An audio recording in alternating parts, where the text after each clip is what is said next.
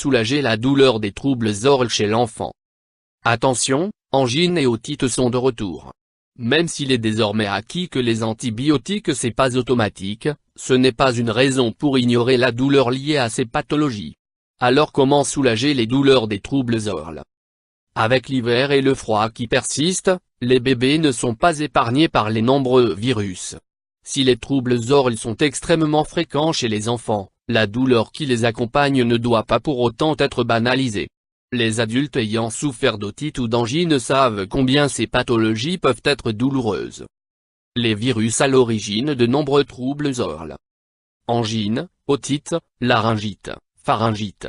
Autant de mots barbares dont on ne retient qu'une chose: quand notre enfant en est atteint, il souffre.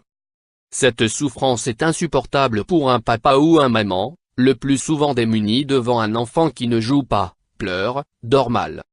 Si ces petits maux sont bien souvent bénins et viraux et ne nécessitent pas l'administration d'antibiotiques, ils ne sont pas pour autant à négliger. Il est important de traiter les symptômes de ces maladies: fièvre, douleurs musculaires, maux de tête, maux de gorge, autant de manifestations dont l'enfant apprécie d'être débarrassé.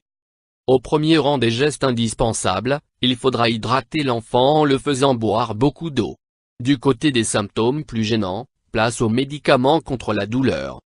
De la difficulté d'exprimer la douleur pour l'enfant. Si la douleur est difficile à accepter pour l'adulte, elle est tout autant pour l'enfant.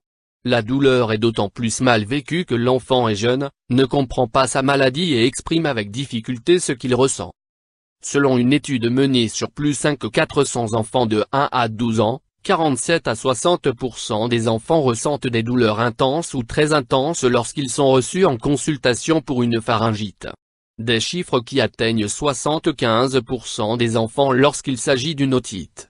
Triste constat qui témoigne d'une mauvaise prise en charge de la douleur par les parents mais aussi d'une mauvaise évaluation par les médecins. Soulager la fièvre et les douleurs. Les médicaments ayant fait leur preuve de leur efficacité sont aujourd'hui disponibles sous forme pédiatrique.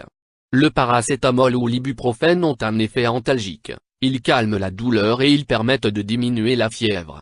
Pour éviter toutes oscillations de douleur et de fièvre, il est important de respecter la fréquence des prises recommandées. Si votre enfant a plus de 3 mois, donnez-lui du paracétamol ou de l'ibuprofène. La dose doit être adaptée à son poids. Pour le paracétamol, un maximum de 60 mg par kilo et par jour, à répartir en 4 ou 6 prises, soit environ 15 mg/kg toutes les 6 heures ou 10 mg/kg toutes les 4 heures. Pour l'ibuprofène, un maximum de 20 à 30 mg par kilo et par jour, à répartir en 3 ou 4 prises, soit un maximum de 10 mg/kg toutes les 8 heures ou 7,5 mg/kg toutes les 6 heures. Si votre enfant a moins de 3 mois, consultez rapidement votre médecin et donnez-lui uniquement du paracétamol. Un maximum de 60 mg par kilo et par jour, à répartir en 4 ou 6 prises, soit environ 15 mg/kg toutes les 6 heures ou 10 mg/kg toutes les 4 heures. N'hésitez pas à demander à votre médecin de vous indiquer clairement, sur l'ordonnance, les posologies quotidiennes et la durée minimale de ces traitements afin de pouvoir les administrer de manière optimale à votre enfant lorsqu'il en a besoin. Pour le soulager en cas de fièvre, suivez ces conseils. Proposez-lui régulièrement à boire, eau ou boisson qu'il apprécie.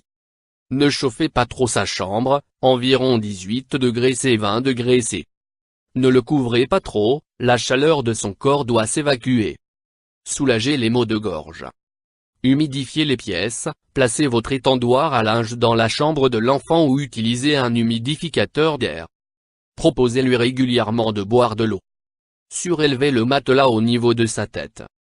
Fractionnez ses repas pour qu'il ne se fatigue pas. Ne lui donnez ni antitussif, ni fluidifiant bronchique. Avant l'âge de 2 ans, ils sont formellement contre-indiqués, demandez conseil à votre médecin ou pédiatre. En cas de nez qui coule, utilisez des mouchoirs jetables. Nettoyez son nez avec du sérum physiologique ou des solutés dérivés de l'eau de mer, en dosette à usage unique. N'utilisez pas les pulvérisateurs nasaux contenant des produits vasoconstricteurs avant l'âge de 15 ans. N'utilisez que des pulvérisateurs nasaux adaptés à l'âge de votre enfant. Au moindre doute, Demandez conseil à votre médecin. Évitez d'utiliser un climatiseur qui déshumidifie l'air et assèche les muqueuses nasales. N'oubliez pas que lorsque votre enfant pleure, délaisse ses jouets et son assiette, ce n'est pas du cinéma. Nous avons aujourd'hui à notre disposition tous les moyens pour soulager la douleur de l'enfant.